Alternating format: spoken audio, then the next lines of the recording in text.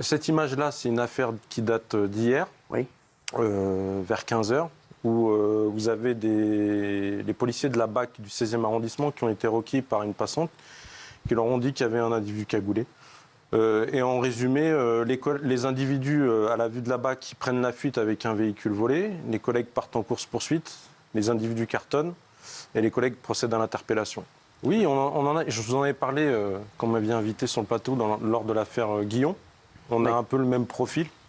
Mais là, c'est Il semblerait être des jeunes de banlieue encore. Donc si vous interpellez qui sont mineurs, il y a une atténuation au niveau des condamnations. Donc les commanditaires aiment ce genre de profil pour monter des équipes. Ensuite, ce qu'on peut constater quand même par rapport à avant, c'est que quand vous aviez ce qu'on appelait le vol fausse qualité, vous aviez un agent EDF qui venait, un agent EDF qui venait et qui s'attaquait à des victimes particulières qui avaient au-dessus de 70 ans. Et à ce moment-là, il n'y avait pas de violence. C'est ça qu'on parle d'une époque qui a changé. Écoutez bien. Il n'y avait pas de violence et vous aviez un individu qui arrivait dans le même temps en costume, qui prenait par exemple un bijou qui traîne et qui disait à la dame, voilà madame, regardez, le monsieur là, il vous a volé le bijou. Et là, il y a la relation de confiance qui s'installe entre la victime et puis l'auteur en costume. Et à ce moment-là, elle montrait ses lingots d'or et vous aviez des préjudices énormes parce qu'on sait que les personnes âgées, en général, elles gardent beaucoup de fiduciaires ou d'or.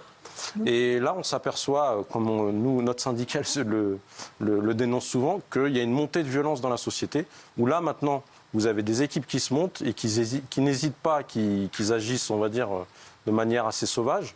Et cette fois-ci, ils se moquent carrément des victimes, comme vous le dites juste avant.